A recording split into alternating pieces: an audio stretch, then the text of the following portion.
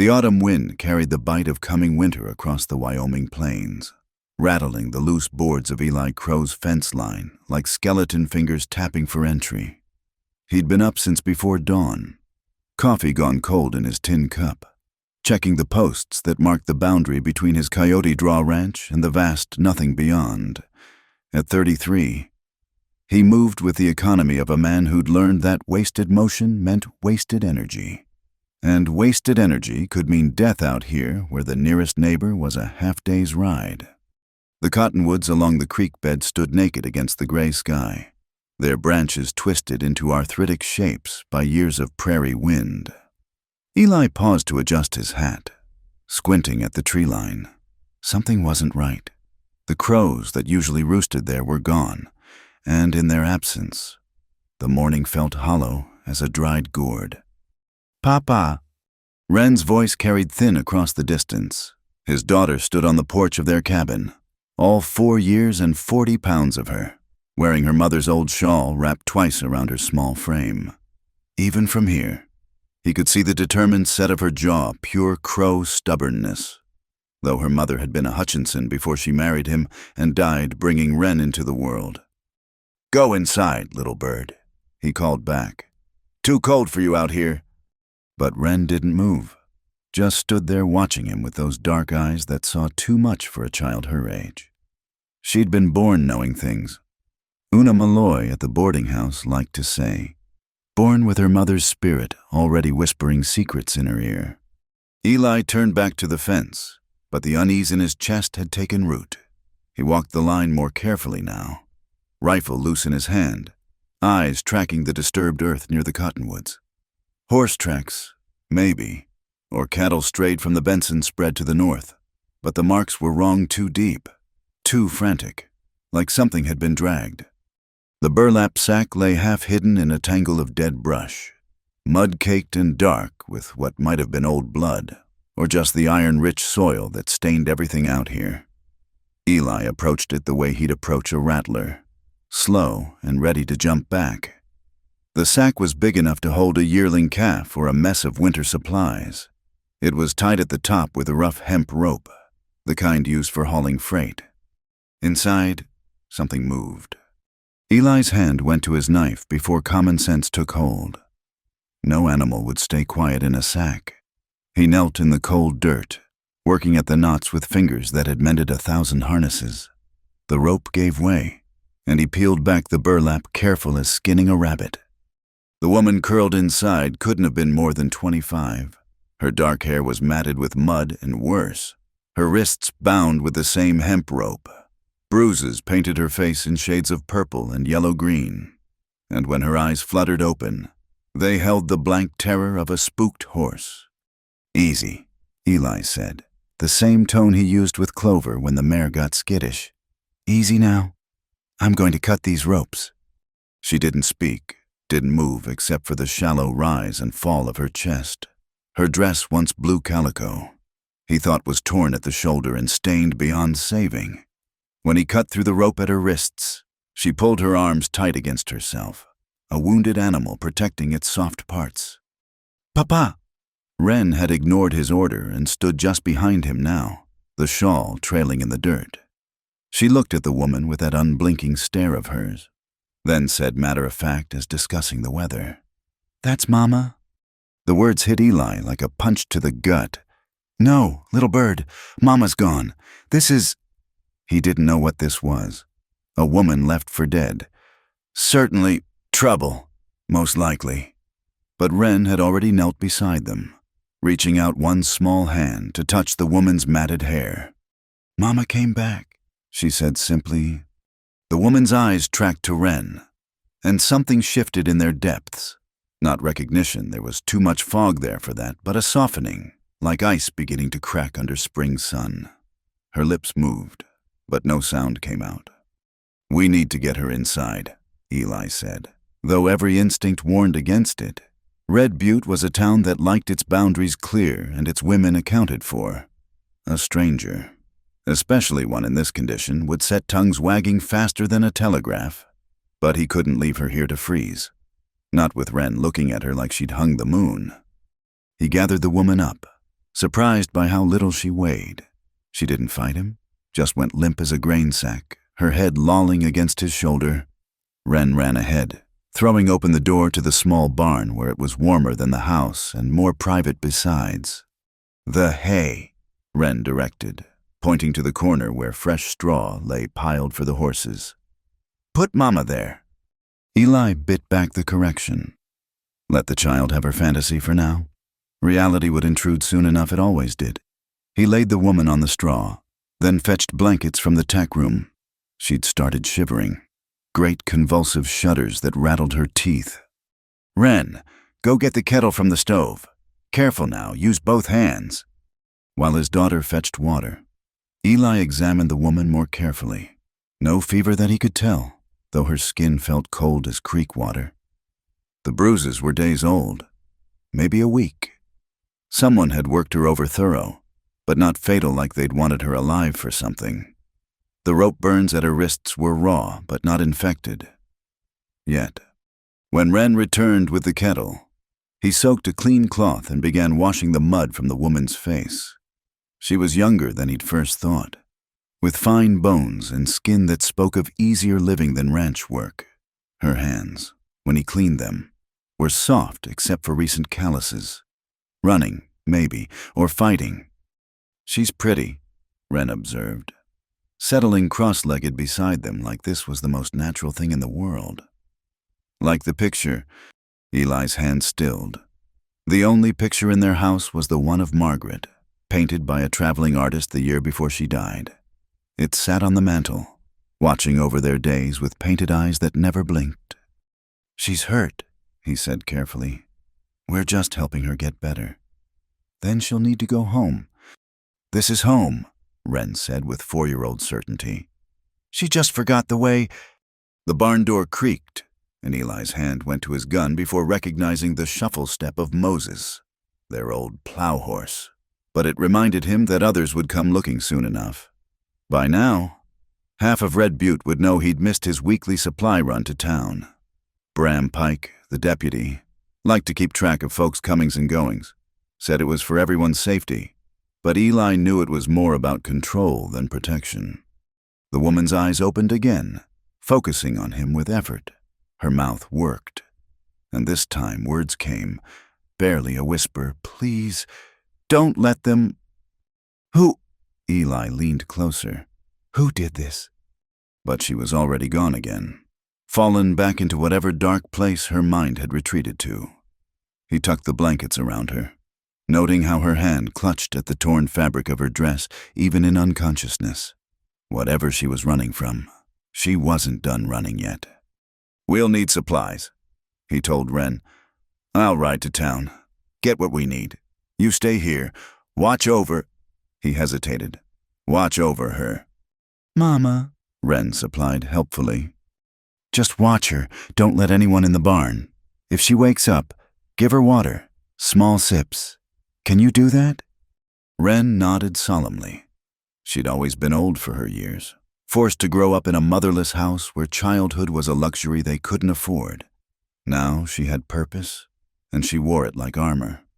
Eli saddled Caleb, his steadiest mount, trying not to think about what he was doing. Harboring a stranger was one thing. Harboring a woman who'd clearly been the victim of violence was another. The law in Red Butte was thin as morning frost and about as reliable. If someone came looking for her and someone always came looking, he'd have few options and fewer friends. But he thought of Wren's face, the certainty in her voice when she'd claimed this stranger as her mother. His daughter asked for so little, expected even less. If playing nursemaid to an injured woman gave her some measure of comfort, what harm could a few days do? The ride to town took an hour, the wind cutting through his coat like it had personal grievances to settle. Red Butte huddled against the base of the mesa that gave it its name, all false fronts and broken promises. The railroad had promised to come through 5 years back, but the tracks went south instead, leaving the town to slowly strangle on its own isolation. Una's boarding house sat at the end of the main street, painted yellow as a sunflower and about as out of place. The widow Malloy had arrived from Ireland with grand plans and a dead husband's insurance money. Now she served meals to traveling men and local bachelors, dispensing advice and gossip in equal measure. Eli Crow. She called from the doorway before he'd even dismounted. Late for your supplies and looking like you've seen the devil's own grandmother. Come in before you freeze solid. The boarding house smelled of bread and lye soap, comfortable smells that made him realize how cold and strange his own home had felt lately. Una bustled him to a table near the stove, already pouring coffee thick enough to float a horseshoe. Now then, she said, settling across from him with her own cup. What's got you looking like a man with secrets? Eli weighed his options. Una was the closest thing to a friend he had in Red Butte, but friendship had limits when it came to keeping the peace. Still, if anyone would know about a missing woman, it would be her. Found something out by the cottonwoods, he said carefully. Thought it might be stolen goods.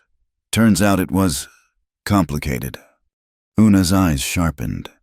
She had a nose for trouble and a tongue that could spread news faster than wildfire, but she also had a heart bigger than Texas. And she'd been kind to Wren when others whispered about the child being touched. How complicated, she asked. The kind that needs doctoring and won't say where it came from. Una set down her cup with a click. Eli Crow, you didn't. Couldn't leave her to freeze. Una's voice went flat. You found a woman. Someone did wrong by her.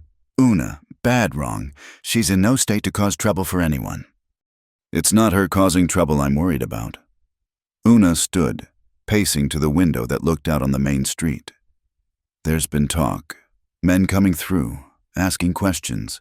Pinkerton types, but not exactly. They're looking for someone. Eli's coffee turned to lead in his stomach. Looking for what? Not what. Who? Young woman. They said, stolen property. They said, but the way they said it. She turned back to him, and for the first time since he'd known her, Una Malloy looked afraid. Like she wasn't a person at all, like she was cattle gone missing. The barn felt colder when he returned, despite the afternoon sun doing its best to warm the air. Wren sat exactly where he'd left her, the woman's head now cradled in her small lap. She was humming something tuneless and sweet, the way Margaret used to hum when she thought no one was listening. She woke up, Wren reported. Said her name was... She frowned, concentrating. June, like the month. June. It was something, at least. Eli unloaded the supplies he'd bought: bandages, laudanum for the pain, bread and dried beef for when she could eat. He'd been careful in town, buying only what he usually bought, nothing that would raise questions. But Pike had been watching from the jail, and Eli knew there'd be a visit soon enough. June, he said softly, crouching beside them. The woman's eyes fluttered open at her name. I'm Eli. This is Wren. You're safe here. Safe. The word felt like a lie, even as he said it. But June's hand found Wren's, holding on like it was the only solid thing in a world gone to water. And Wren, his strange, sensitive daughter, held back just as tight. Mama's home, she whispered. And this time, Eli didn't correct her. June woke in fragments, like a broken mirror trying to piece itself back together. First came the warmth, not the harsh heat of fever, but something gentle, like being held. Then the smell of hay and horses, familiar as breathing, though she couldn't say why. Last came the pain, rolling through her body in waves that made her want to sink back into the darkness. Shh, a small voice said. Don't be scared. Papa says fear makes the hurt worse. June's eyes focused slowly on the child beside her. Dark hair, darker eyes, and a face so solemn it might have been carved from wood. The girl couldn't be more than 4 or 5, but she held herself like someone much older, someone who'd learned early that the world required watching. Wren, June said, and her voice came out cracked as old leather. The name had stuck somehow, floating up from the fog in her mind. You remember? The child's face lit up like Christmas morning.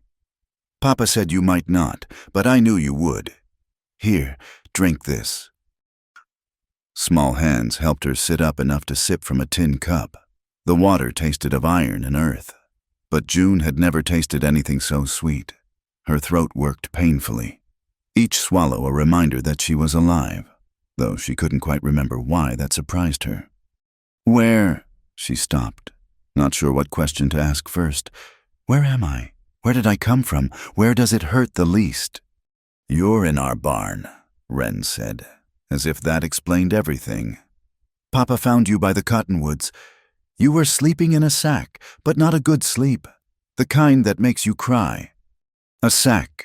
June's hands went to her wrists, finding clean bandages where rope had been. Memory flickered darkness, the smell of burlap, the sound of horses and men's voices discussing her like cargo.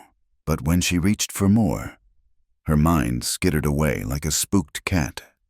The barn door opened, bringing a slash of daylight and the silhouette of a man.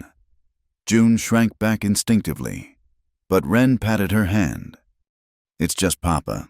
He's good. He doesn't yell or hit or nothing." The casual way she said it made June's heart clench. What had this child seen to make such reassurances necessary? The man, Eli, she remembered, approached slowly, the way you'd approach a wild animal. He was younger than she'd expected, maybe 30, with the kind of face that had been weathered into something dependable.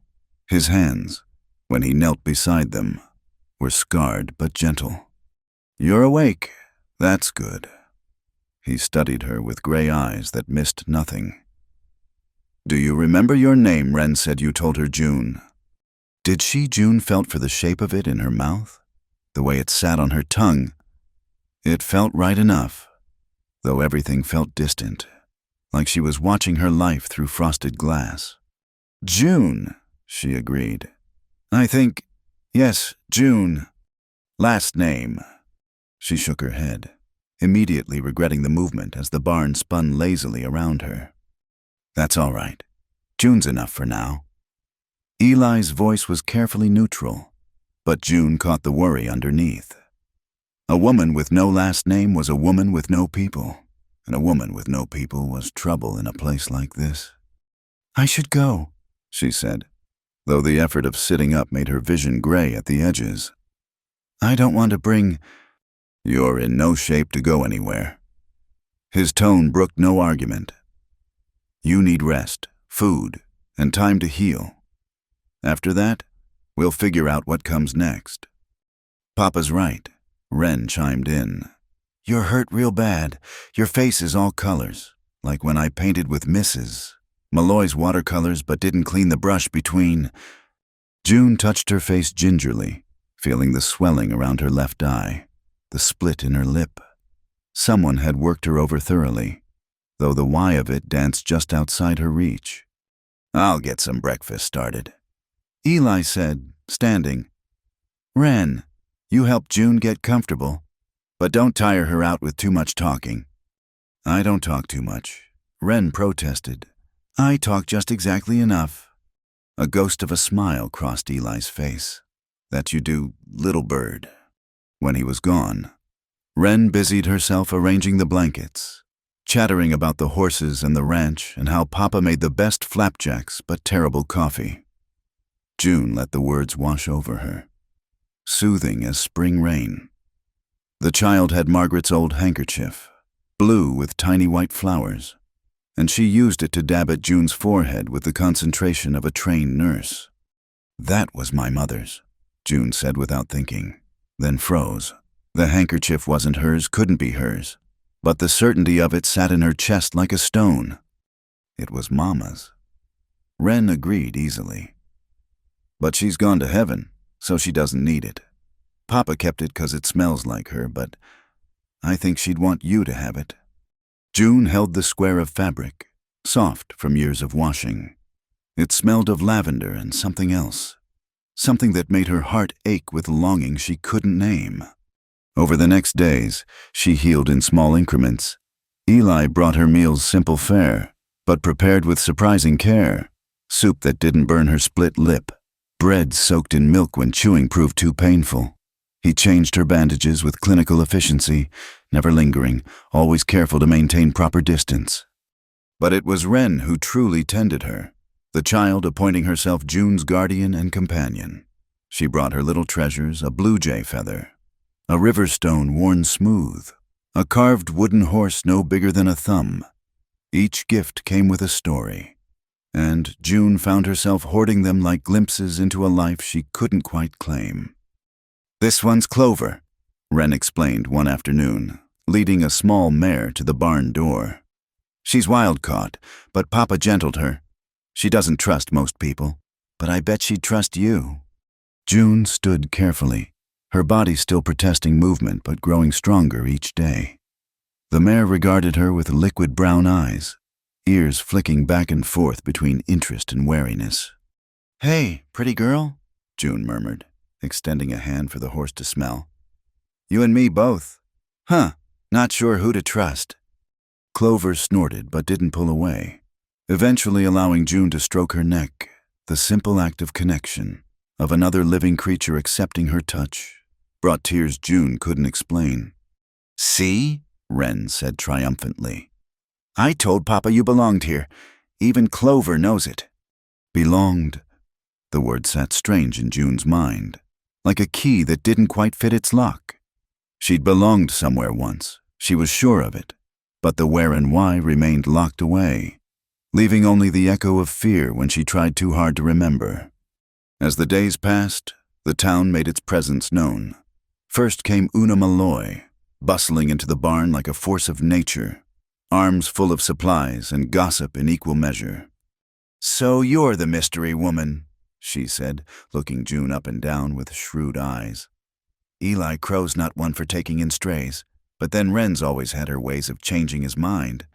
June tried to stand straighter, aware of her torn dress and bruised face. "I don't mean to be trouble, ma'am." "Ma'am," she says, "listen to that. Would you proper manners even when she looks like she's been dragged behind a wagon?" Una's voice was gruff, but her hands were gentle as she examined June's injuries. "These are healing well enough. Eli did right by you. That man's got hidden depths, though you'd never know it from his conversational skills." She'd brought a dress, simple brown wool, well worn but clean. "Can't have you walking around in tatters, Set's tongues wagging, and Lord knows we've got enough of that already." The dress fit well enough, and June tried not to think about who it might have belonged to before. Everything here seemed to carry the ghost of someone else's story. "Thank you," she said, and meant it.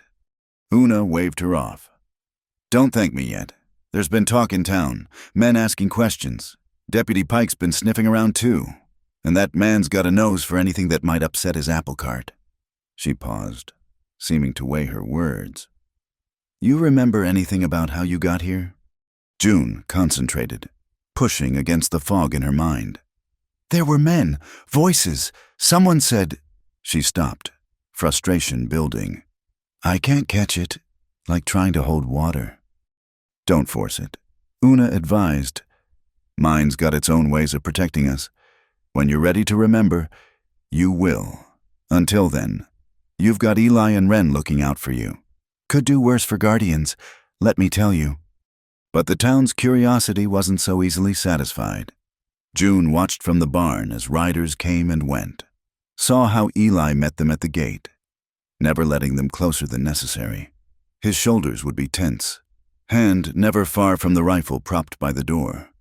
Whatever he told them sent them away, but June could feel their eyes on the barn, could sense their questions multiplying like weeds after rain.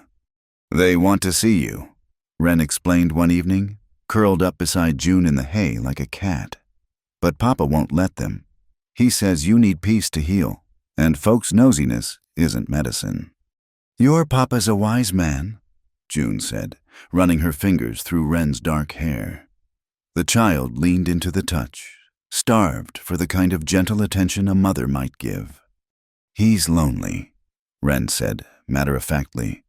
"Has been since Mama died, but he's different now. He smiles more, even if he tries to hide it." June had noticed it too, the way Eli's stern expression would soften when he thought no one was looking. How he'd taken to humming while he worked, the same tuneless melody Wren favored. She'd brought change to this small family, though she wasn't sure if it was for better or worse. Learning to work again gave her purpose.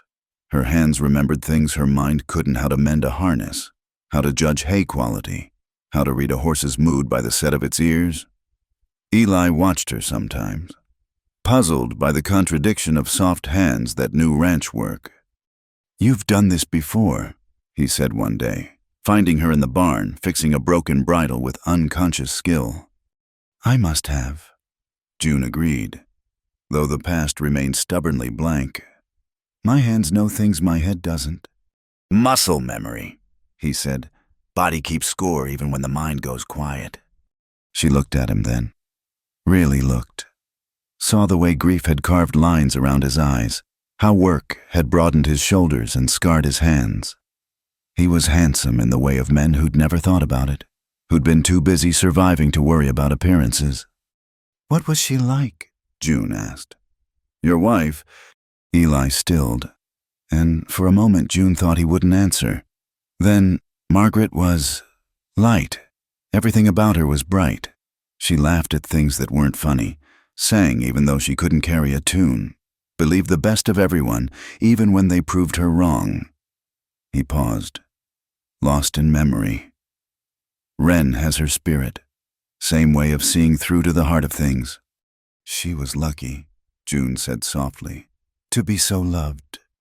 "We were the lucky ones." Eli's voice was rough. "However short the time." They worked in companionable silence after that. But something had shifted between them, a recognition of shared loss. Perhaps, though June couldn't name what she'd lost. Only that the empty space inside her echoed with the same hollow sound. The man rode into Red Butte on a Tuesday, his horse lathered with sweat despite the November cold. June saw him from the barn window where she'd been watching Wren practice her letters in the dirt. Something about the way he sat his saddle too straight, too careful, made her stomach clench with nameless dread. "Inside," she whispered to Wren, though she couldn't say why the urgency seized her. "Go to your father, now!" Wren looked up, caught something in June's face that stopped any argument. The child ran for the house, braids flying, leaving her stick and dirt-drawn ABCs behind. June pressed herself against the wall, peering through the gap in the boards. The rider had stopped at Una's boarding house, dismounting with the precise movements of a man who did everything by the book. He wore a black coat despite the dust of travel, and when he turned to survey the street, she glimpsed a badge of some sort, not sheriff's tin, but something else. Private, polished. Asa Collier. The name surfaced in her mind like a bubble of swamp gas, bringing with it the taste of fear thick as copper pennies. She knew that face, those hands that moved too quick when nobody was watching, knew the voice that could turn gentle as a preacher's right before. June. She spun, heart hammering, to find Eli in the doorway. He took in her pale face, her shaking hands, and stepped closer without crowding her. "There's a man," she managed. "In town, I think I know him." Eli moved to the window, studying the scene with a rancher's eye for trouble. "Railroad detective, by the look of him. Maybe Pinkerton. They've been sniffing around the territory for weeks." He turned back to her. "This the first memory that's come clear?" June nodded, wrapping her arms around herself. "His name is Collier, Asa Collier. He—" The word stuck in her throat like bone. "He works for someone powerful." Silas Vane. The name hit her like a physical blow. June's knees buckled, and Eli caught her elbow, guiding her to a hay bale. Images flooded back a grand house that was really a prison. Ledgers filled with names and dates. Children's faces blurred by tears. "The home," she whispered. "Hollow Creek Home for Foundlings. But it was never—" "Easy," Eli said, crouching before her. "Take your time." But time was the one thing they didn't have. Through the window, she could see Collier talking to Deputy Pike, gesturing toward the outlying ranches, looking for her. He'd always been good at finding what Vane wanted found, I have to go, June said, standing on unsteady legs. If he finds me here, you and Wren, you're not going anywhere. Eli's voice was quiet but firm as bedrock. Not in this state, and not alone. You don't understand. The things I've seen, what I know. June pressed her palms against her eyes, trying to push back the memories flooding in. There's a ledger, hidden. It has names, dates, transactions. Children sold like livestock to work camps and worse. I tried to tell someone, but Vane owns half the territory. The fire. What fire? At Hollow Creek, 3 weeks ago, maybe 4. They said it was an accident, but I saw them preparing the kerosene. They knew I'd found the ledger, knew I'd hidden it somewhere safe. The fire was meant to destroy evidence and anyone who might talk. Eli stood slowly, processing this. How many? 7 children? 3 staff who asked too many questions? June's voice broke. I was supposed to die too. Would have, if Collier hadn't decided to make an example of me first. He likes to play with his food. Through the window. They watched Collier mount up again, Pike pointing down the road that led to the outlying ranches, to Coyote Draw. He's coming, June said unnecessarily. Then we'd better be ready. Eli moved with sudden purpose, checking the loads in his rifle. Can you ride? Yes, but... No buts. We need that ledger. Without it, you're just a runaway making wild accusations against a rich man. With it, I'm proof of murder. June stood, surprised to find her legs steady. Fear was an old companion, but having someone else to share its weight made it bearable. It's under the old cottonwood, the one with the lightning scar, about 3 miles north of the home. I wrapped it in oilcloth and buried it between the roots. Eli nodded, already planning. We'll go tonight. Moon's new, so we'll have cover. I know a trail that skirts the main road. What about Wren? Una will take her. Done it before when I've had to hunt wolves away from the herd. He paused, studying her. You sure your remembered right mind plays tricks when it's been hurt? June met his eyes. I counted those names every night for months. Sarah Webb, aged 8, sent to the Copper Crown mine. Thomas Fairfield, aged 10, bought by a ranch down in Arizona that works boys till they drop. Mary Comfort, aged 7, sold to a sporting house in Denver. Her voice hardened. I remember everything. They spent the afternoon preparing. June changed into an old pair of Eli's trousers and a coat that smelled of leather and honest work. He showed her how to load the carbine, how to hold it steady despite its weight. You've shot before, he observed, watching her handle the weapon. My father taught me. Another memory, surfacing clear as spring water. Before he died, and I went to work at Hollow Creek, I was supposed to teach the little ones their letters, help with the babies. I thought I was doing good work. You were, Eli said firmly. Whatever else happened, you cared for those children. That matters. Wren took the news of her temporary relocation with surprising calm. You're going to get the proof, she said, small face serious. So the bad men can't hurt any more children. June knelt before her, smoothing back her dark hair. Your papa's going to keep me safe. I know. Wren hugged her fierce and quick. And you'll keep him safe too. That's what family does. The word lodged in June's chest like a splinter, painful and sweet at once. They left after full dark, taking Clover and Eli's steady gelding Samson. The night was cold enough to freeze breath, but June barely felt it. Her mind was full of the journey ahead, the cottonwood tree, the ledger that might save other children from Hollow Creek's fate. Tell me about Vane, Eli said as they rode. Man doesn't get that kind of power without leaving bodies in his wake. Cattle baron, but that's just the surface. Railroad contracts, mining interests, shipping concerns. The children's home was perfect cover orphans nobody would miss. Records nobody would check. He'd take in donations from good Christians wanting to help unfortunate youth, then sell those same children to his business partners as cheap labor. And Collier, his dog, fetches what Vane wants, bites who Vane points at. June shuddered, remembering. He enjoyed the work. Some men hurt because they have to. Collier hurts because he likes the sound people make when they break.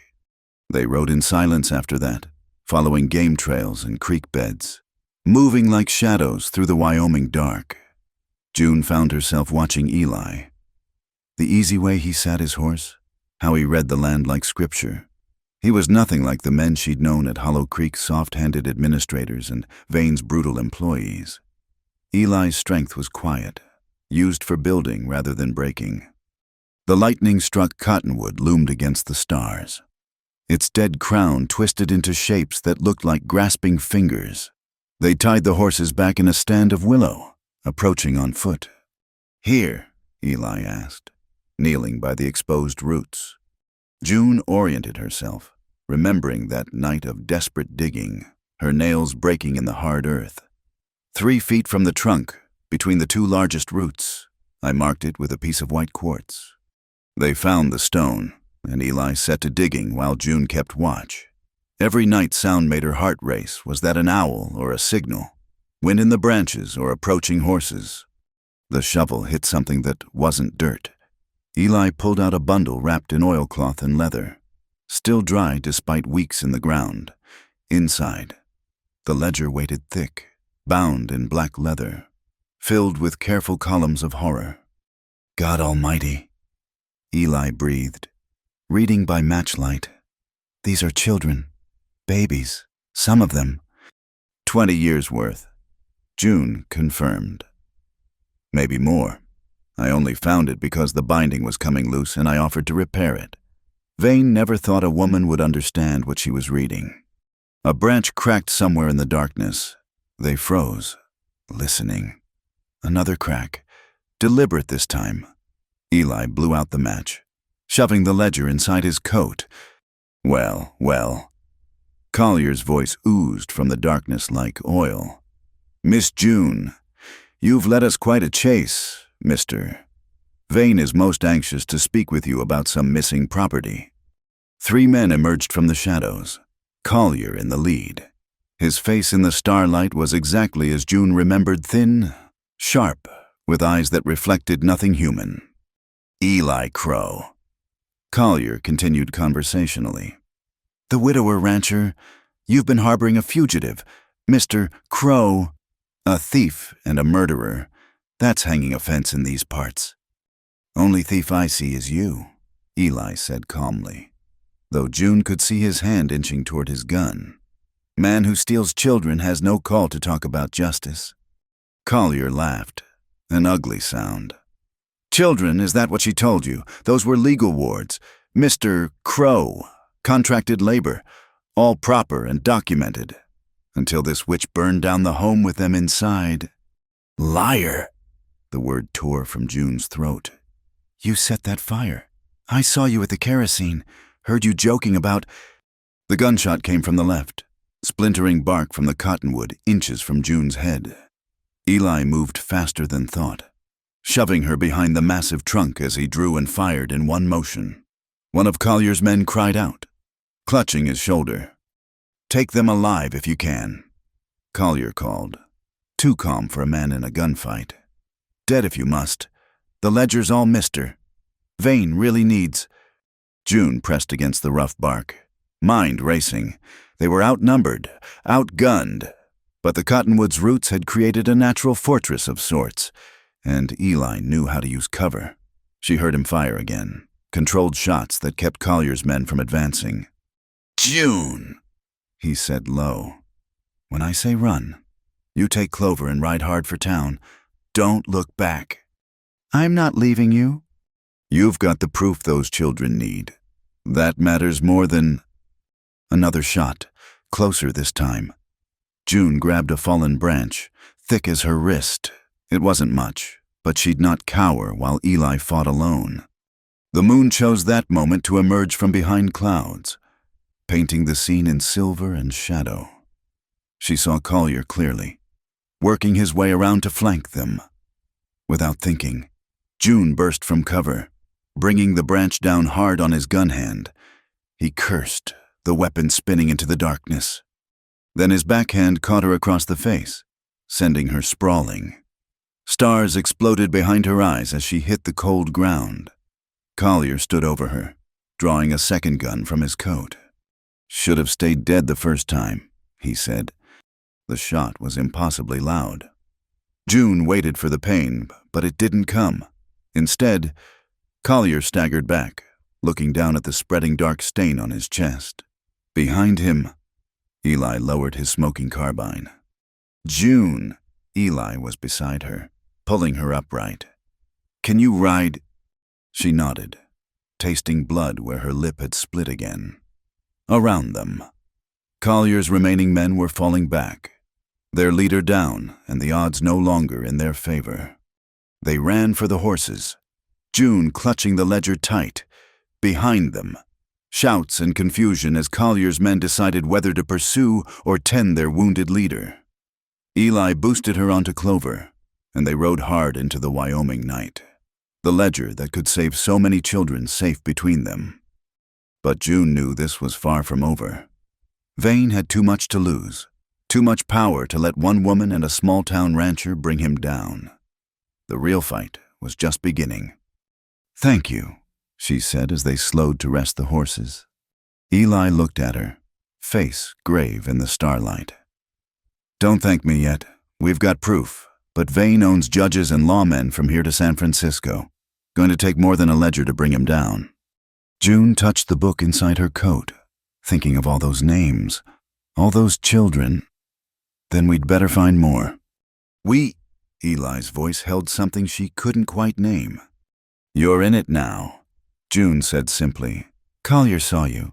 Vane will come for you and Wren whether I stay or go." He was quiet for a long moment.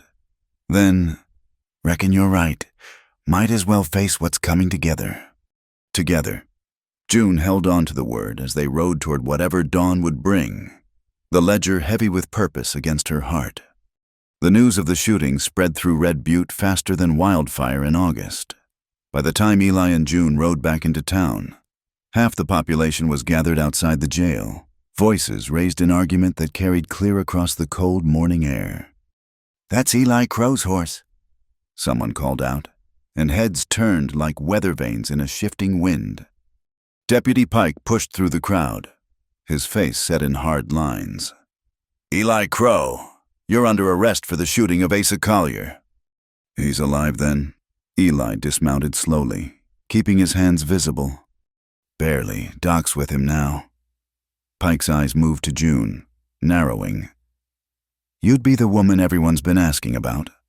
"She's got a name." Una Malloy's voice cut through the crowd like a scythe. The boarding house owner shouldered her way forward, Wren clinging to her skirts. "Her name is June, and she's got something you all need to hear." "This is a matter for the law," Pike started, but Reverend Caleb stepped forward, his white collar catching the morning sun. "The law's been mighty selective in these parts. Deputy, maybe it's time we heard all sides." The crowd murmured agreement, and June saw the moment Pike realized he'd lost control. The deputy was young, newer to the badge than to the territory, and the weight of the town's attention sat heavy on his shoulders. "Mama!" Wren broke free from Una, running to June with arms outstretched. June caught her, holding tight as the child whispered, "I knew you'd come back. I prayed and prayed." "Hush now," June murmured, but she kept Wren close as she faced the crowd. The ledger pressed against her ribs, heavy as responsibility. "My name is June Morrison," she said, and even that small truth felt like freedom. "Until a month ago, I taught at the Hollow Creek Home for Foundlings. I found evidence that children were being sold into labor camps, and worse. When I tried to report it, they burned the home down with 7 children inside." The crowd's murmur turned ugly. Someone shouted, "Liar!" but others hushed them. June pulled out the ledger, holding it high. "I have proof. 20 years of sales records. Children as young as 5, sold to mines and ranches and houses of ill repute. Silas Vane ran it all, and Asa Collier was his enforcer. That's a serious accusation, Pike said, but his voice had lost some of its certainty. Then examine the evidence, Eli suggested calmly. Unless Vane owns you too. Deputy. Pike flushed red. No man owns me. Prove it, Una challenged. Take the ledger, read it, then tell us the law don't care about stolen children. The crowd pressed closer, and June saw faces she recognized from her weeks of recovery. Mrs. Henley from the general store, whose daughter had disappeared 3 summers back. Old Sam Tucker, who'd lost a grandson to fever at a work farm. These people knew the shape of grief, knew how children could vanish like smoke in the territories. Pike took the ledger reluctantly, flipping through pages as the crowd watched. His face went pale, then gray, then settled into something like rage. Sweet Jesus, he breathed. These are babies, children. My Anna, Mrs. Henley gasped, pointing at an entry. She didn't run off. She was taken, sold to a sporting house in Deadwood for $50. The crowd erupted. 20 years of mysterious disappearances suddenly had explanation, and the explanation had a name, Silas Vane. We need to wire the federal marshals, Reverend Caleb said above the noise. This is beyond what local law can handle. No telegraph for 2 days, Pike said, still staring at the ledger. Storm took down the lines west of here. Then someone rides. Eli said, Fast horse, good rider. The marshal in Cheyenne needs to see this before Vane can buy his way clear. I'll go, offered Tom Benson from the neighboring ranch. But June saw the calculation in too many faces. Vane had money, influence, men with guns. How many here would stand firm when the cattle baron came calling? We need to protect the witness. Una declared, June's the only one can testify to what she saw. Without her, that ledger's just a book. I'm not hiding, June said firmly. Not anymore. As if summoned by her defiance. The storm rolled in from the north, not rain or snow, but wind that howled like grief itself, driving everyone indoors. June found herself in Una's parlor with Eli, Wren, the Reverend, and a handful of others who declared themselves allies. Vane won't wait, Eli said, watching the window. Soon as Collier's stable enough to travel, they'll move. Either try to destroy the evidence or remove the witness. Or both, June added quietly. Then we make our stand. Una said, practical as always. This house is solid, built to last. We can hold it. We, Eli raised an eyebrow. You think I've run this boarding house for 10 years without learning to shoot. My late husband was many things, but he was thorough about teaching me to defend what's mine. Others nodded agreement. Tom Benson, the Reverend. Even young Pike seemed steadier now that the truth was out. But June knew it wasn't enough. Vane could hire 20 men, 50 if need be. They had principle on their side. But principle didn't stop bullets. The children, she said suddenly. There must be records at his ranch, sales documents, correspondence. The ledger proves the scheme. But we need evidence that ties him directly to the murders. His ranch is a fortress, Benson said. 20 men on a slow day. Twice that when he's expecting trouble. But they'll be watching the roads, Eli mused. During the storm, with the wind covering sound. No. June saw where his thoughts were heading. It's too dangerous. Everything's dangerous now, Eli replied. Might as well be dangerous with purpose. The storm grew teeth as night fell. June stood at the window, watching snow driven horizontal by the wind. Behind her, Wren slept on Una's settee, exhausted by the day's excitement. The others had dispersed to gather supplies and weapons, preparing for whatever came next. You should rest, Eli said, joining her at the window. Can't. Every time I close my eyes, I see them. The children who died because I waited too long to act. You did what you could. Did I? June turned to face him. I knew for months what was happening. Told myself I needed more proof. Needed to be certain. 7 children died because I was careful. Eli's hand covered hers on the windowsill. Guilt's a weight that'll drown you if you let it. Trust me on that. The question isn't what you did or didn't do then. It's what you do now. June studied his face, seeing her own ghosts reflected in his eyes. What do you carry? Margaret died because I was too proud to fetch the doctor in time. Thought I could handle it. Thought she was strong enough. By the time I swallowed my pride, it was too late. His voice was steady, but June felt the tremor in his hand. Wren lived, but she never got to know her mother. That's on me. They stood together in silence.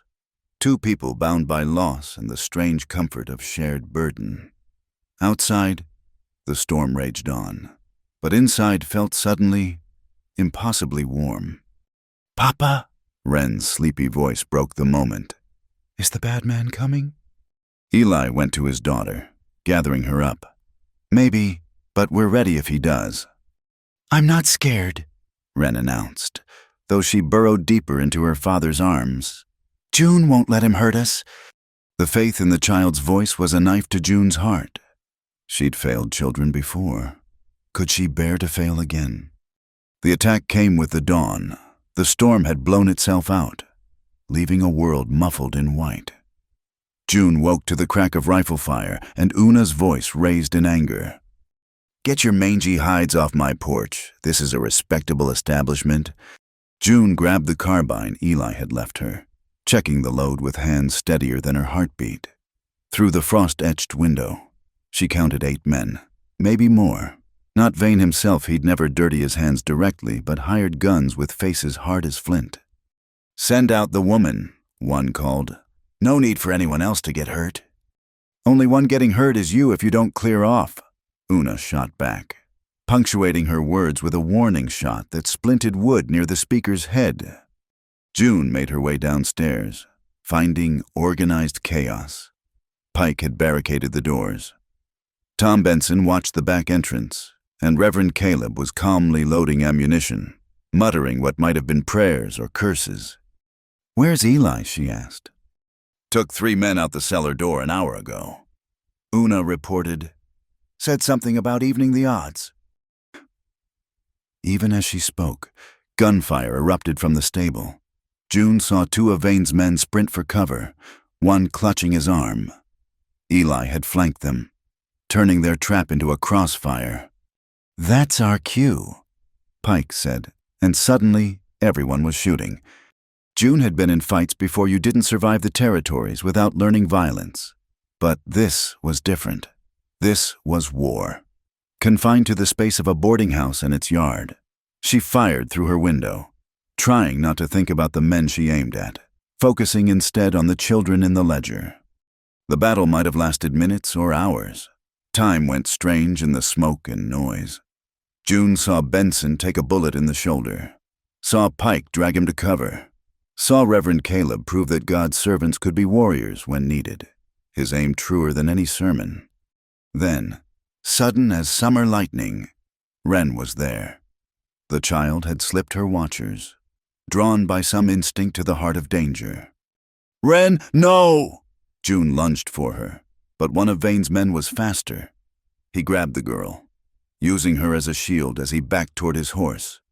Everything stopped. Even the wind seemed to hold its breath. Now that's better, the man said, grinning to show gold teeth. Everyone just calm down, mister. Vane just wants his property back, the ledger and the woman, and we'll be on our way. June didn't think. She stepped into the open, carbine loose in her hand. Let her go. I'll come willing. June, don't! Eli's voice from somewhere to her left, tight with fear. It's me Vane wants, June continued, moving closer. A child's no use to him. Insurance, Goldteeth said, to make sure you behave. June saw the moment before it happened, Wren's face changing from fear to determination. The child went limp, dead weight in her captor's arms. As he shifted to compensate, June moved. The carbine came up smooth as thought, The shot was clean, taking Goldteeth high in the shoulder, spinning him away from Wren. The girl hit the ground running, straight into June's arms. "My brave girl," June whispered. Then louder, "Everyone hold, they're pulling back." It was true. With their leverage gone and their numbers reduced, Vane's remaining men were retreating. They gathered their wounded and rode hard for the horizon, leaving red trails in the pristine snow. "We did it," Pike said, wonder in his voice. Then, more practical, "They'll be back." "No," Eli said, materializing from the stable with a satisfied expression. "They won't, while you kept them busy. I paid a visit to their camp, found some interesting papers in their saddlebags, including a telegram from Vane ordering the elimination of all witnesses." June felt her knees go weak with relief. "More evidence?" "More than that. Names of judges he's bought, lawmen on his payroll, enough to bring down his whole operation." Eli's eyes found hers across the yard. "We've got him. June, really got him." The federal marshals arrived 3 days later, summoned by riders who'd braved the storm's aftermath. They took the ledger, the telegram, statements from everyone involved. Within a week, Silas Vane was arrested at his ranch, his empire crumbling as bought men turned evidence to save their own skins. June stood in Una's parlor, watching them lead Vane away in chains. He looked smaller than she'd remembered, just an old man who'd built his fortune on the suffering of children. "What now?" Eli asked, standing beside her. "Now we find them," June said. "Every child in that ledger who might still be alive. We bring them home." That word again, weighted with possibility. June looked at him, this quiet man who'd risked everything for a stranger's cause. Thought of Wren, who called her mama and meant it. Thought of the life she'd lost and the one she might build from its ashes. "If you'll have me," she said simply. Eli's smile was answer enough, but Wren's whoop of joy from the doorway sealed it. The girl launched herself at them both, and they stood there in Una's lace-curtained parlor, a family forged in crisis, but no less real for it. Outside, the sun broke through the clouds, setting the snow-covered world ablaze with light. Spring came to Wyoming like a cautious visitor, testing the ground with warm days before retreating into frost. June stood at the ranch gate, watching the road that led to town. The marshals had been gone a week now, taking with them the evidence that would see Silas Vane tried in federal court. But the ledger's weight still pressed on her conscience, all those names, all those children scattered to the wind. "Worrying won't bring them back faster," Eli said, joining her at the gate. His arm was still bandaged from the fight, but he moved easy, like a man who'd made peace with his wounds. "I know." June pulled her shawl tighter. "It's just, every day that passes is another day they're out there, thinking nobody's looking for them." "Una's working on it," Eli reminded her. "That woman's got connections from here to California.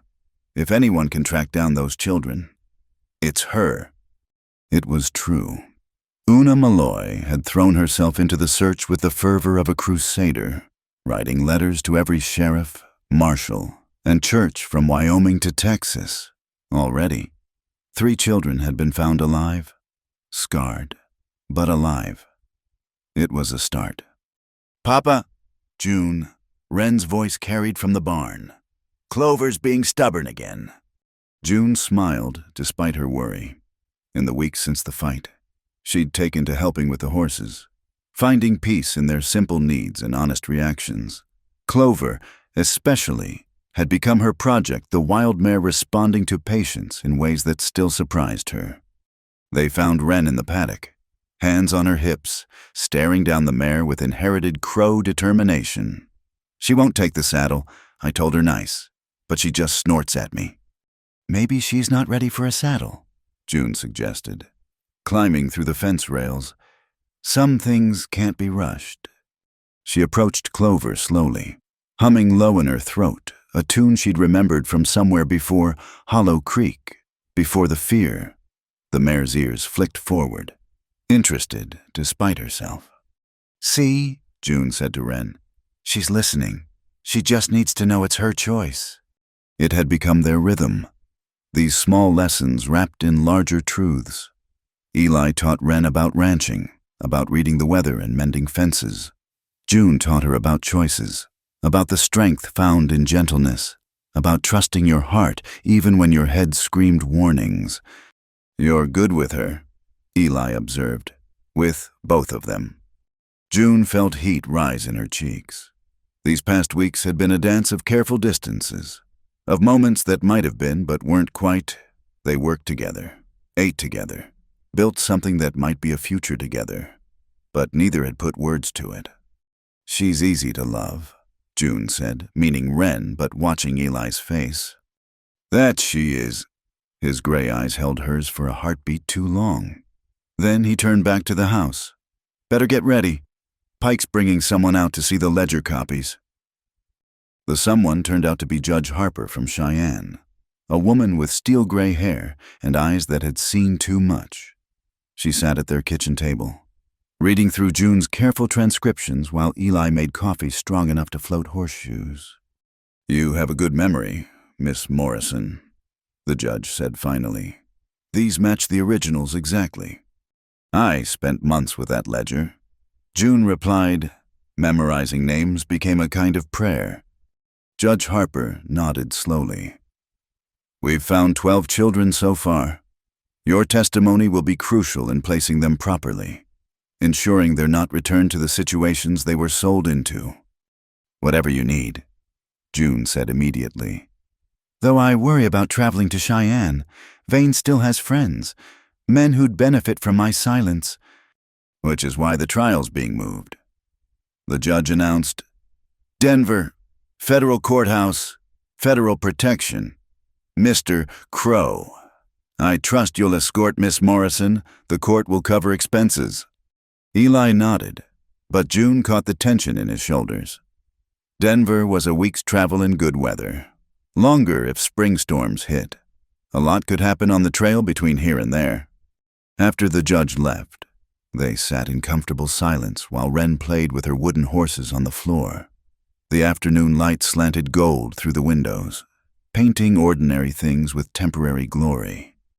"You don't have to come," June said eventually. "I know it's a risk, leaving the ranch that long." "Tom Benson'll watch the stock," Eli said, not looking at her. "And Wren loves visiting his wife. She spoils her terrible—" "That's not what I meant."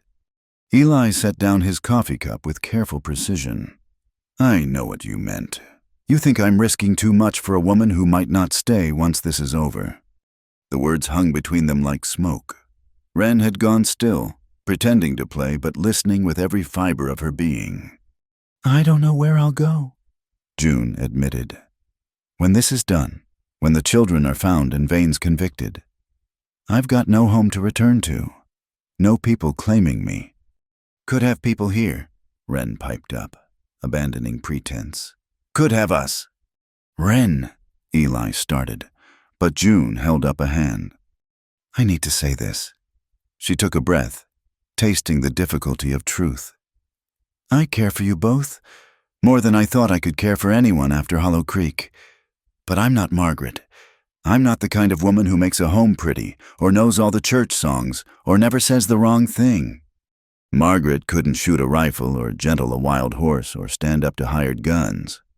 Eli countered, "She couldn't read a ledger of horrors and keep fighting for justice. She was a good woman, but she's gone. I'm not looking for her replacement." "What are you looking for?" Eli stood, crossing to the window. When he spoke, his voice was rough. "Someone who sees Wren for who she is, not who she should be. Someone who understands that some wounds don't heal, just scar over enough to keep going. Someone who doesn't need pretty words or grand gestures, just truth and time and the will to build something worth having." June felt her heart turn over in her chest. "Eli—" "I'm not asking for promises," he said quickly. "Just think about it, about staying after." That night, June taught Eli to read properly. He knew his letters, could make out bills of sale and simple signs, but the finer points had always escaped him. They sat by lamplight, Wren tucked between them, working through Margaret's old letters. "My dearest husband," Eli read slowly. "The baby moves like a wild horse, all kicks and turns. I think she will have your restless spirit." His voice caught on the last words. June reached over, covering his hand with hers. "She was right," June said softly. "Wren has your spirit, your strength. And your heart," Wren added sleepily. "Even if you're not my first mama, you're my now mama. That's what matters." The child's simple wisdom broke something open in June. She pulled Wren close, breathing in her little girl's scent of dirt and dreams. "I love you too, little bird," she whispered. Eli's hand turned under hers, fingers interlacing. They sat like that, connected by touch and tenderness, while outside the Wyoming wind sang its ancient songs. The next days passed in preparation. June practiced her testimony until she could recite it without tears. Eli reinforced the wagon, checked weapons, planned routes that avoided the obvious trails. They both knew Vane's reach extended beyond prison bars. "Take this," Una said the day before they left, pressing a derringer into June's hands. It was my mother's, small enough to hide, powerful enough to matter. June hugged the older woman tight. "Thank you for everything." "Just come back safe," Una said gruffly. "This town's gotten used to having you around. Be ashamed to disappoint us now." The morning of departure dawned clear and cold. June wore her traveling dress, the brown wool Una had given her, properly mended now, and tried not to think about all the ways this could go wrong. Eli loaded the wagon with practiced efficiency, while Wren danced around their feet, excited about the adventure. "Remember," Tom Benson said, shaking Eli's hand, "trouble shows itself before it strikes. Trust your gut." They decided to take Wren part way, leaving her with the Bensons when they reached the main road. Safer that way, though the parting would be hard. June watched the child bounce on the wagon seat, pointing out every hawk and rabbit, and wondered how she'd become so essential to her heart. As they reached the cottonwoods where everything had started, Eli pulled up the horses. "What is it?" June asked, hand moving instinctively to the rifle. "Nothing bad." He jumped down, offering her his hand. "Just, this is where it began. Figured it deserved marking." They stood under the budding branches, looking at the place where June's life had taken its turn. The sack was long gone, but the memory remained fear and salvation tangled together like roots. "I was so scared," June said quietly. "Not of dying with all those names locked in my head, with no one to speak for those children. But you lived," Eli reminded her, "and they'll have justice because of it." June turned to face him fully, the morning light caught in his gray eyes, turning them silver. "I lived because of you, you and Wren. You gave me reason to keep fighting." "June." He stepped closer, one hand rising to cup her cheek. "Whatever happens in Denver, whatever comes after," she kissed him. It wasn't practiced or perfect, just two people finding each other across all the broken places. His arms came around her, solid and sure, and for a moment the world narrowed to just this, the taste of coffee and courage, the promise of possibility. "Well, finally," Wren called from the wagon. "I thought you two would never figure it out." They broke apart, laughing. Eli's ears were red, but he kept one arm around June's waist. "Out of the mouths of babes," June murmured. "She gets it from her mother," Eli said. "Margaret always did see straight to the heart of things." They climbed back onto the wagon, but something had shifted. The careful distance was gone, replaced by something warmer and more certain. When Wren nestled between them, it felt like coming home. The trail stretched ahead, dangerous and uncertain. Denver waited with its trials and testimonies, but for now, in this moment, they were together. A man, a woman, and a child, bound by choice rather than blood, stronger for all they'd survived.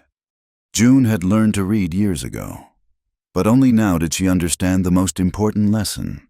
Sometimes the best stories were the ones you wrote yourself, word by careful word, with people who made the journey worthwhile. As the wagon rolled toward whatever came next, she held tight to her newfound family and let hope unfurl in her chest like spring's first flowers. The ledger had brought her here, but love would make her stay. The warrant arrived at sunset, carried by Deputy Pike and 2 federal marshals June didn't recognize. She stood in the doorway of the ranch house, reading the official words that made her a fugitive again: murder, arson, theft. Vane's money had finally found a judge willing to sign his lies into law. "This isn't right," Pike said, unable to meet her eyes. "Everyone knows what really happened." "Knowing and proving are different things," the older marshal said, not unkindly. "We've got orders. Ma'am, you'll need to come with us." June felt the world tilt, but before she could speak, Wren burst from the house like a small tornado. The child planted herself between June and the lawmen, arms spread wide. "Don't take my mama," she said, voice steady despite the tears tracking down her cheeks. "Please, she didn't do nothing wrong." The marshals exchanged uncomfortable looks. Nobody wanted to be the man who dragged a woman away from a crying child, especially when half the town thought her innocent. "Step aside, little one," the younger marshal said gently. "This is law business." "Then the law's wrong," Wren declared with 4-year-old certainty. Eli emerged from the barn, rifle casual in his hands, though June could see the tension singing through him.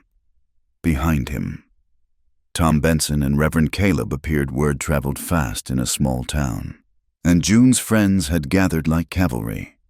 "Gentlemen," Eli said calmly, "I think there's been a misunderstanding." "No misunderstanding," the older marshal replied. "We've got a warrant, signed and sealed. Miss Morrison needs to come with us for questioning." "Questioning," Eli repeated. "In Cheyenne. Denver judge wants this handled federal." June saw Eli process this, saw him realize what she already knew: Denver was where Vane had the most influence, where his money talked loudest. If she went with them now, she'd never make it to trial. "She'll come willing," Eli said, surprising everyone. "Tomorrow, tonight, she's got affairs to settle. You can camp on my land, keep watch if you're worried about running, but she deserves a night to say goodbye proper." The marshals hesitated. The warrant said immediately, but the crowd gathering behind Eli suggested immediately might lead to bloodshed. The older marshal, wise in the ways of frontier standoffs, nodded slowly. "Dawn," he said. "We ride at dawn." As the lawmen retreated to set up camp by the creek, June felt her knees go weak. Eli's arm came around her, solid as an oak beam. "Inside," he murmured. "We need to plan." The kitchen filled quickly. Una, arriving breathless from town. Pike slipping in after checking the marshals were settled. They gathered around the table where June had taught Eli his letters, where Wren learned to write her name, where a strange small family had taken shape. "We could run," Tom Benson suggested. "Get you to Canada before they know you're gone. And live as fugitives forever." June shook her head. "Always looking over our shoulders? Teaching Wren to fear every stranger? No." "Then we fight it legal." Reverend Caleb said, "I'll wire every newspaper from here to Boston. Public pressure." "Takes time we don't have." Una interrupted. She studied June with sharp eyes. "You're planning something. Out with it." June took a breath. "The ledger's not the only evidence. There are more documents at Vane's ranch, correspondence with buyers, receipts, maybe even records of who really set that fire. If we had those." "Ranch is locked down tight," Pike warned. "Vane's got it guarded like a fortress since his arrest." "During the trial, though," June continued, "he'll be in Denver. Skeleton crew at best, if someone could get in." "Suicide mission," Tom said flatly.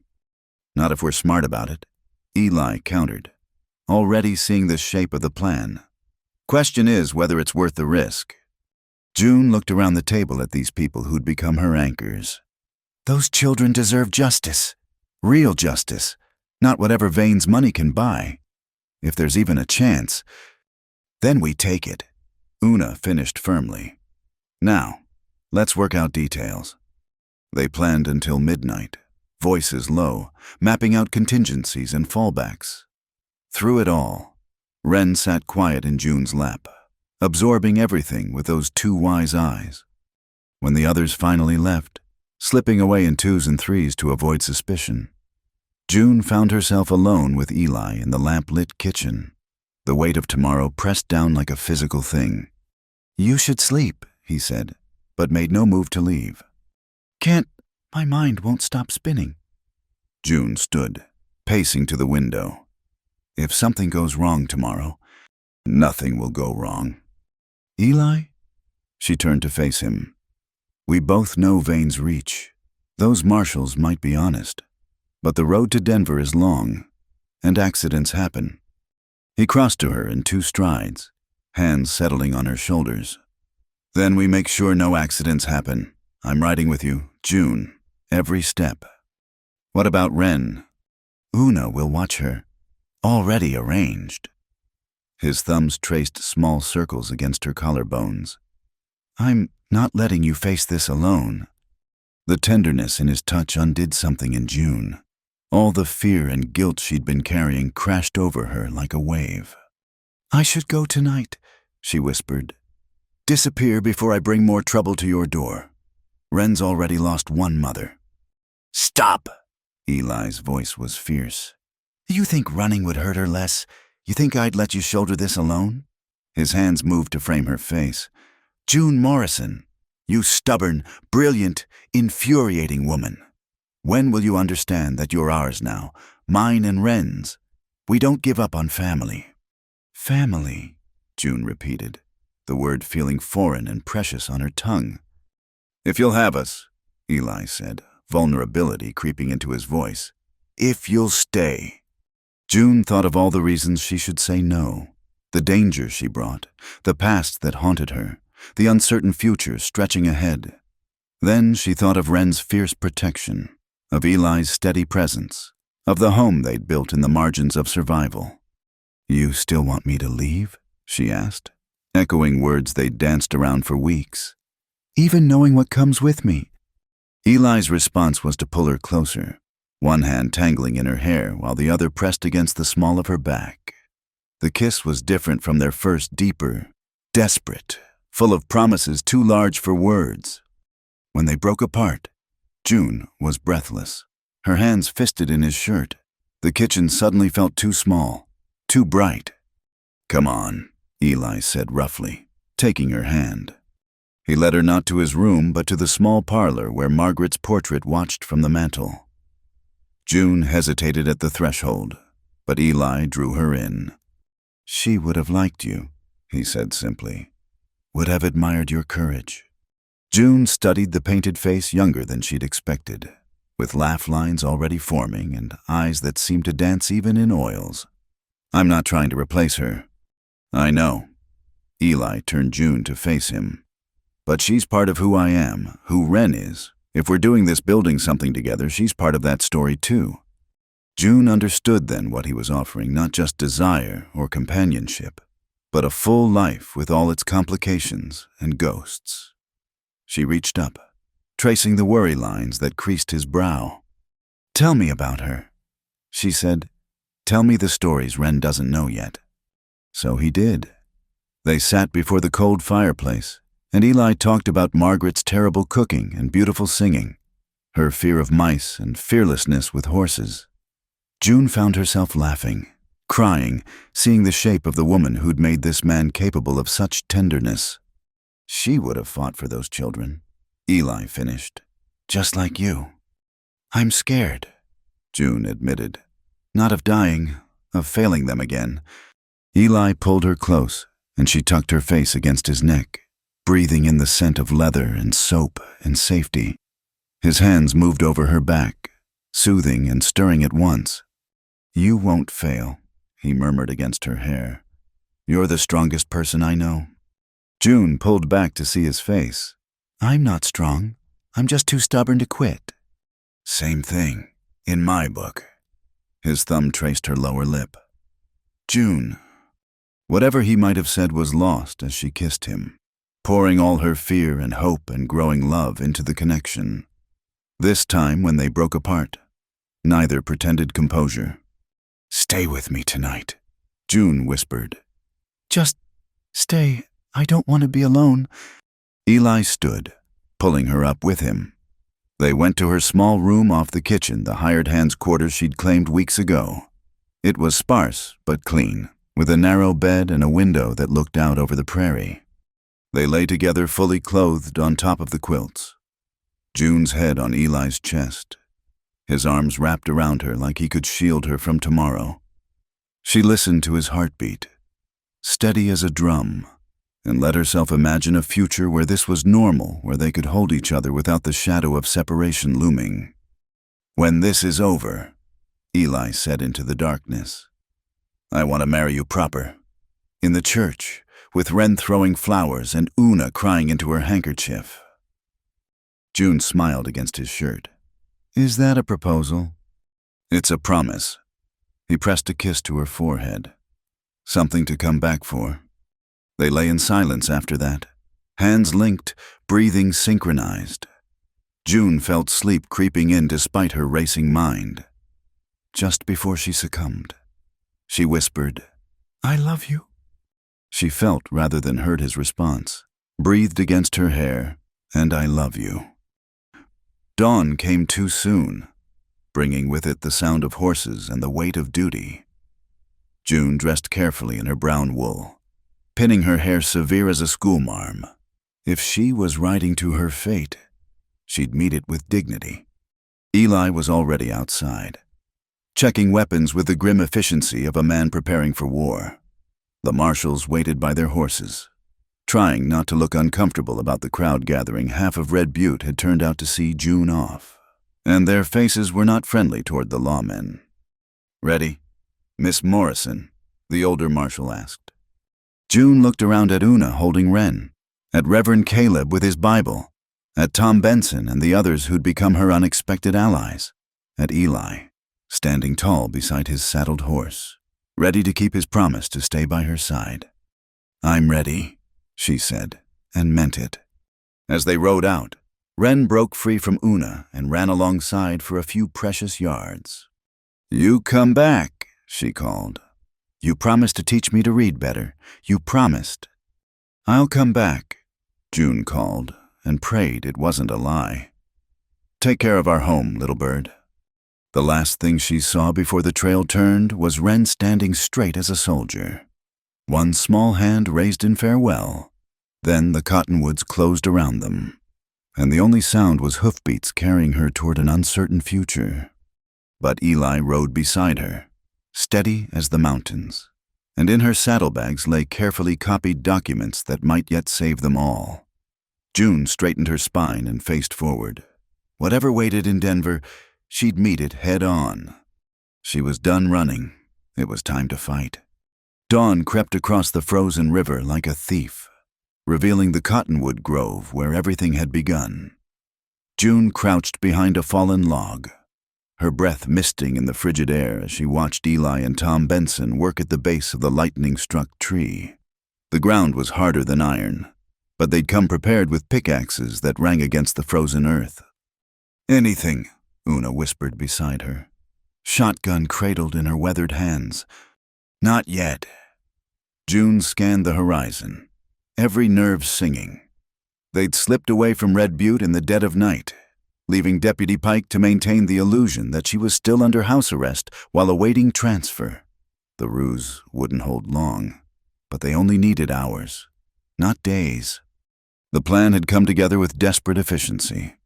While Vane's attention focused on June's upcoming trial, his ranch security had grown lax. More importantly, Reverend Caleb had discovered that Vane kept duplicate records insurance against his business partner's potential betrayal. Those documents were hidden somewhere on his property, and June remembered hearing Collier mention the old cottonwood during her captivity. Got something, Tom called softly. June's heart leaped as Eli pulled a metal strongbox from the hole. It was smaller than the ledger had been, but the lock was substantial, meant to guard secrets worth killing for. "Let me," June said, producing the hairpins she'd prepared. Her hands were steady despite the cold as she worked the mechanism. Skills learned in another life when she'd helped the Hollow Creek children who'd lost keys to their few possessions. The lock clicked open. Inside lay a treasure trove of damnation letters, contracts, photographs. June's hands shook as she lifted out a daguerreotype showing Vane standing with a group of well-dressed men, children arranged before them like livestock at auction. Sweet Jesus. Una breathed. That's Senator Morrison and Judge Hartley from Denver. The whole ring, June confirmed, rifling through documents. Names, dates, prices paid, and... She stopped, staring at a letter dated 3 days before the fire. Orders from Vane to Collier, explicit instructions about the fire, about making sure the merchandise and witnesses were eliminated. We've got him, Eli said grimly. This time for good. A gunshot cracked across the morning air, splintering bark inches from June's head. She dropped flat, documents scattering as more shots followed. Thought you might come here, Asa Collier's voice carried from the tree line. Stronger than any man shot weeks ago had a right to sound. Mister, Vane pays well for loyalty, even from a jail cell. June counted muzzle flashes, 3, maybe 4 men. They had good cover behind the cottonwood's massive trunk, but they were pinned. Take the documents, she told Eli. Get to the horses. Not without you. Someone has to... June's words cut off as she spotted movement to their left. More riders, coming fast. Her stomach sank. They were surrounded. Then she recognized the lead rider's silhouette. Wren sat before Deputy Pike in his saddle, her small face set with determination.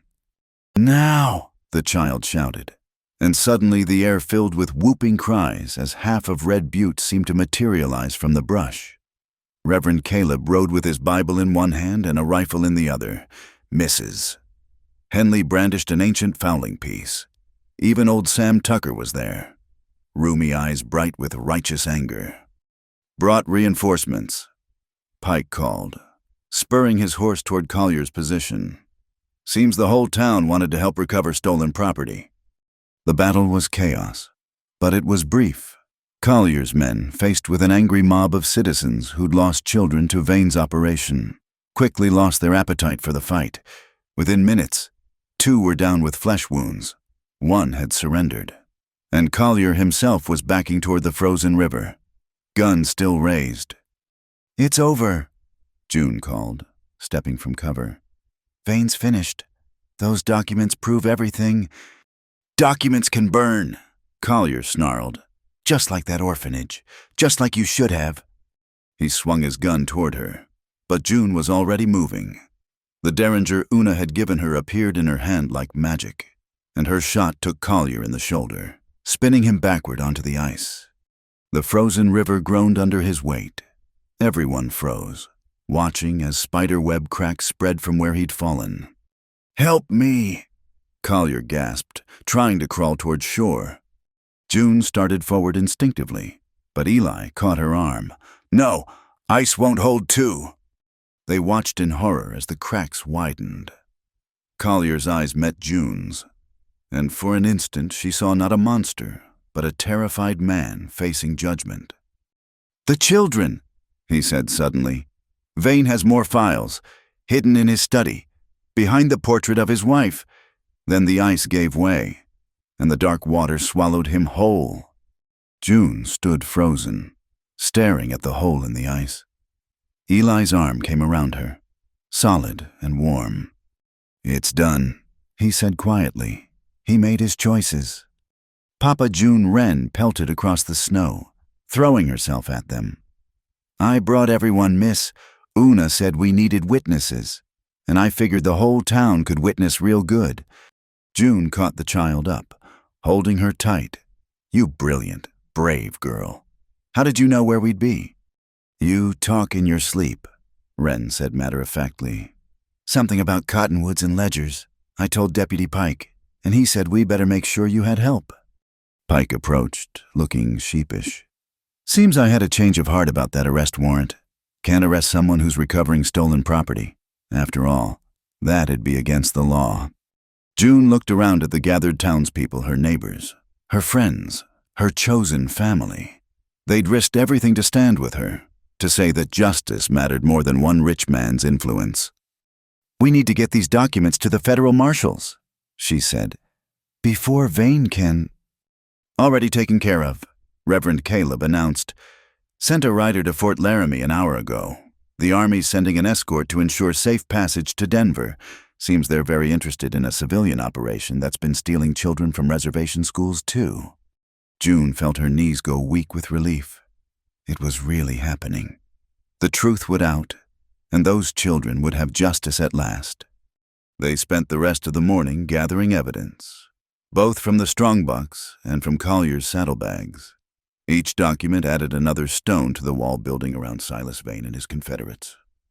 As the sun climbed higher, warming the frozen world, June stood again at the cottonwood where Eli had first found her. The tree looked different now, less ominous, more like a monument to survival. "Regrets?" Eli asked, joining her. "None," June said firmly. "Those children deserve someone to speak for them. If that means facing a trial, reliving it all, so be it." "We'll face it together," Eli corrected. "Every step." A commotion from the road drew their attention. A cavalry unit was approaching, blue coats bright against the snow. The promised escort had arrived faster than expected. Miss Morrison, the young lieutenant leading them, saluted smartly. "We're here to ensure your safe passage to Denver. I understand you have evidence of federal interest." June handed over the strongbox, watching as the soldier's eyes widened at its contents. "There's more hidden at Vane's ranch, behind his wife's portrait, according to a source." "We'll retrieve it, ma'am. You have the government's word on that." The lieutenant's face was grim.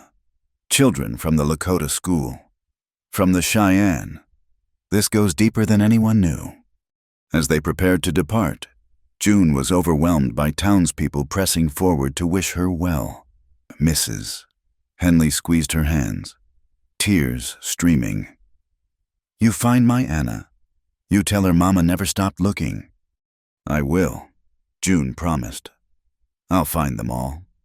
The journey to Denver took 4 days, their progress slowed by spring snow and the need for security. Eli rode beside the wagon where June traveled with the evidence, never more than arm's reach away. At night, they camped under military guard, and June would lie awake listening to Eli's steady breathing, drawing strength from his presence. On the 3rd night, as they sheltered in an abandoned way station, the lieutenant approached with a telegram. "Thought you'd want to see this, ma'am, from the federal prosecutor in Denver." June read quickly, then read again, hardly believing the words. They found them, the files at Vane's ranch. Names, locations, even photographs. Hundreds of children over 20 years. "There's more," the lieutenant said. "That judge who signed your arrest warrant, turns out he's neck-deep in this. The warrant's been thrown out. You're a free woman, Miss Morrison. Free to testify without fear of prosecution." June sank onto a crate, overwhelmed. Eli was there instantly, strong hands on her shoulders. "It's good news," he reminded her. "The best news." "I know. It's just—" June wiped at her eyes. "All those children. All those years. If I'd spoken sooner—" "You spoke when you could," Eli said firmly. "That's what matters. Now finish it. Stand up in that courtroom and make sure everyone knows what happened." The final day's ride brought them through Denver's outskirts as sunset painted the mountains crimson. The city sprawled before them, larger and louder than anything June had known, somewhere in those streets. Silas Vane waited in a cell, his empire crumbling with each revealed document. "Scared?" Eli asked as they approached the federal courthouse. Terrified? June admitted. But ready. They were met by a stern woman in black, prosecutor Catherine Sharp, whose reputation for tenacity was legendary. She examined June with calculating eyes. "Miss Morrison, I've read your preliminary statements. Tomorrow, you'll repeat them before a grand jury. Mr. Vane has employed the best lawyers money can buy. They'll try to destroy your credibility, paint you as a bitter employee, possibly delusional. Are you prepared for that?" "I have the truth," June said simply, "and the documents to prove it." "Good. Truth's a powerful weapon, properly wielded." The prosecutor's smile was sharp as her name. "We have rooms arranged at the Continental Hotel. Federal guards will be posted. Get some rest. Tomorrow, we go to war." As they settled into their rooms adjoining, with guards in the hallway, June stood at the window looking out at the glittering city. Somewhere out there were children who'd been sold like property, who'd given up hope of rescue. Tomorrow, she would be their voice. June. Eli stood in the connecting doorway, concern etched on his features. "You need anything?" She turned from the window, crossing to him. "Just you. Just knowing you're here." He pulled her into his arms, and she rested her head against his chest, listening to his heartbeat steady, as always, her anchor in the storm. "After tomorrow," Eli said quietly. "After you've said your piece and Vane's faced justice, what then?" June pulled back to see his face. "Then we go home. We help Una find all those children. We teach Ren to read and write and shoot straight. We build something good from all this pain. Together." "Together," June confirmed, and sealed it with a kiss that tasted like promises and forever. Outside, Denver hummed with life and possibility. Tomorrow would bring challenges, hostile lawyers, painful memories, the weight of speaking for the voiceless. But tonight, June Morrison stood in the arms of the man she loved, finally understanding that sometimes you had to break completely before you could rebuild stronger. The children would have their justice, and she would have her home.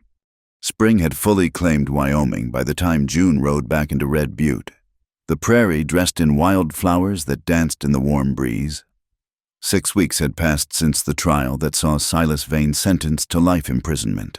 His network of conspirators scattered to various federal institutions. The children from the ledger were slowly being found and reunited with families or placed in proper homes. Justice, imperfect but real, had been served. Eli rode beside her, as he had through every moment of the grueling trial. His steady presence had anchored her through hostile cross-examinations and painful testimonies. When Vane's lawyers had tried to paint her as a hysterical woman seeking attention, Eli's gray eyes from the gallery had reminded her of her truth. When she'd broken down describing the children who died in the fire, his hand had found hers during recess, wordlessly offering strength. "There," Eli said, pointing ahead. "Someone's eager to see you." On the ranch house porch, Ren bounced on her toes like a spring colt, Una's restraining hand the only thing keeping her from racing down the road. The moment they were close enough, the child broke free, running with her braids flying. "Mama, June, Papa," she reached up as Eli swung her into the saddle before him. "You were gone forever. I read 3 whole books while you were away. Miss Una taught me bigger words, and I helped birth a foal, and Mrs. Henley got a letter from Anna." "Slow down, little bird," June laughed, reaching over to smooth the child's wild hair. "We've got time for all the stories." But Wren's mention of Anna Henley made June's throat tight. They'd found her alive, damaged, but alive in a house in Denver. She'd be coming home next month. When she was strong enough to travel, one child saved among so many lost. The homecoming was everything June had dreamed during those long nights in Denver hotels. Una had prepared a feast. The ranch house was spotless, and it seemed half the town had gathered to welcome them back. But it wasn't until later, when the well-wishers had gone and Wren was tucked in bed, that June finally felt the full weight of being home. She stood in the kitchen, running her fingers over familiar things: the table where Eli had learned to read, the stove where she'd heated countless kettles for coffee, the window that looked out toward the cottonwoods. This place had become hers without her noticing, seeping into her bones like morning sunshine. "Regrets?" Eli asked, coming up behind her. His arms encircled her waist, pulling her back against his chest. "None," June said, turning in his embrace. "Except maybe one." His brow furrowed. "What's that?" "We never had that proper church wedding you promised, with Wren throwing flowers and Una crying." Eli's smile started slow and spread like dawn. "Well now, that's a regret I can fix." The wedding took place 3 days later, on a Sunday when the cottonwoods wore their finest green and the sky stretched endless and blue. It wasn't fancy. June wore a simple dress of cream muslin that Una had sewn, and Eli had cleaned up his best shirt. But the church was packed with everyone who'd stood by them, who'd chosen justice over safety. Reverend Caleb performed the ceremony with unusual emotion in his voice. When he asked who gave this woman to be married, it was Wren who piped up. "I do. She's already mine anyway. But now it's official like." The congregation's laughter was warm as spring rain. June knelt to kiss Wren's forehead before taking Eli's hands. His palms were calloused from work, scarred from their shared battles, perfect in their imperfection. "June Morrison," Reverend Caleb said, "do you take this man to be your lawful wedded husband, to have and hold from this day forward, in sickness and health, in joy and sorrow, in plenty and in want?" "I do," June said, her voice clear and certain. She'd already chosen him in fear and flight, in danger and desperation. Choosing him now in peace felt like coming full circle. "Eli Crow, do you take this woman to be your lawful wedded wife, to have and hold from this day forward, forsaking all others, as long as you both shall live?" "I do," Eli said, his gray eyes never leaving hers, "for all my days." Instead of rings a luxury beyond their means, they exchanged something more precious. Eli tied Margaret's blue handkerchief around June's wrist, the one that had comforted her in those first terrifying days. June pinned a small silver star to Eli's shirt, bought with her first earnings as the new schoolteacher Red Butte had hired to prevent another Hollow Creek tragedy. "By the power vested in me," Reverend Caleb announced, "I now pronounce you husband and wife. Eli, you may kiss your bride." The kiss was tender and sure, a promise sealed before God and community. Wren cheered loudest of all, throwing not flowers but handfuls of prairie grass and dandelions, because flowers were too fancy for regular folks. The reception spilled out of the church into the yard, where tables groaned under the weight of everyone's contributions. June found herself passed from embrace to embrace, each person whispering thanks for her courage, promises of support, welcomes to the official family of Red Butte. "None of that now," Una said, dabbing at her eyes with fierce determination. "Said I'd cry, and I'm a woman of my word, but I'll not have you starting me off again with gratitude." As the sun began its descent, painting the world in shades of gold and rose, June found herself standing apart for a moment, watching the celebration. Eli was dancing with Wren on his feet, both of them laughing. Deputy Pike was telling some story that had Tom Benson slapping his knee. Mrs. Henley sat quietly, reading a letter from Anna for the 10th time. This was what she'd fought for, June realized. Not just justice for the lost children, but the chance for communities to heal, for good people to stand together, for love to grow in unlikely soil. Wool gathering. Eli appeared at her elbow. Wren now spinning dizzily with the other children. "Thinking about circles," June said.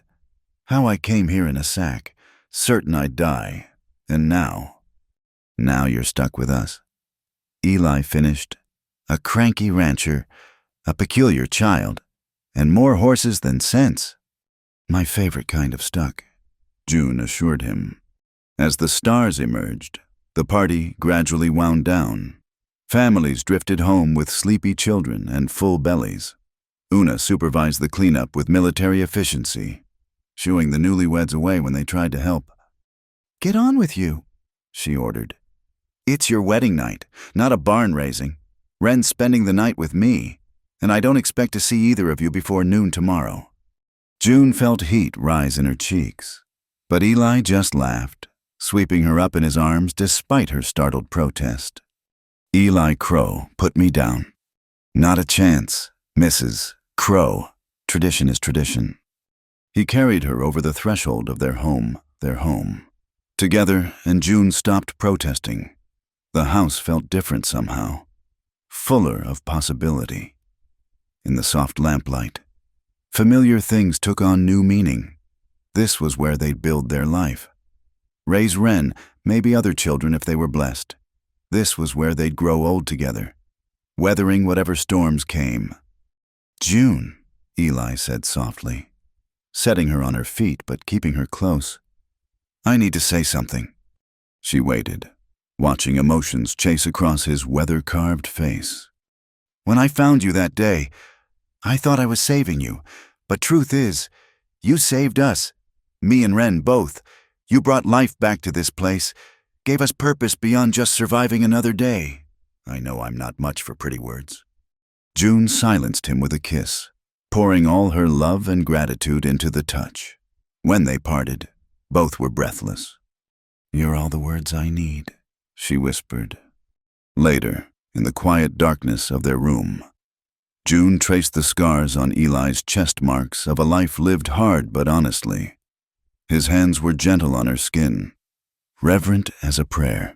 They came together with the sweet awkwardness of new lovers and the deep certainty of souls who'd found their match. Outside, coyotes sang to the moon, and the wind whispered secrets to the grass, and the world turned on as it always had. But inside the small ranch house on Coyote Draw, two people who'd been broken by loss discovered that sometimes the mended places were the strongest parts. Morning found them on the porch, coffee steaming in the cool air, watching the sun paint the cottonwoods gold. June wore Eli's shirt over her nightdress, and he had his arm around her shoulders, and everything felt possible. "What now?" Eli asked. "We've fought the battles, won the war. What comes next?" June considered. "Now we live. We raise Wren. I teach school. You work the ranch. We help Una place the rest of those children. We build something good, day by day." "Sounds like a life," Eli agreed. "Our life," June corrected, and felt the truth of it settle into her bones like coming home. A dust cloud on the road caught their attention. As it drew closer, they saw it was a wagon, driven by a man they didn't recognize. He pulled up at their gate, tipping his hat. "Looking for June Morrison, sorry. June Crow," he called. "That's me," June said, standing. The man climbed down, producing an envelope from his coat. "Letter from Denver, ma'am, marked urgent." June's hands trembled slightly as she opened it, Eli reading over her shoulder. Then she gasped, sinking back onto the bench. "What is it?" Eli demanded. "One of the children from the ledger, a boy named Thomas, the one sold to the ranch in Arizona. He's been found, but he's asking for me. Says he won't trust anyone else." June looked up at Eli, torn between joy and worry. "He's only 12, Eli, and he's been out there for 3 years. Eli squeezed her shoulder. "Then we go get him." "We, but the ranch?" "We'll be here when we get back. Tom Benson can watch the stock." Eli's face was determined. "We're in this together. Remember all of it." June kissed him hard and quick, tasting coffee and commitment. "Have I mentioned I love you?" "Once or twice." Eli allowed, "But I don't mind hearing it again." They sat together as the morning grew warm, planning another journey, another rescue. There would be more, June knew that now. More children to find, more families to reunite or create. The work wasn't done just because Vane was in prison. Maybe it would never be truly done. But she had Eli beside her, steady as the mountains. She had Wren to come home to, bright as prairie stars. She had a community that had proven its mettle when tested, and she had a purpose that burned clear and true as dawn. June Crow, who had once been a frightened woman in a burlap sack, was frightened no more. She had found her strength in the finding of others. She had discovered that love wasn't just something you fell into, but something you built, choice by choice, day by day, as if summoned by her thoughts. Wren came racing down the road from Una's, braids flying, face bright with joy.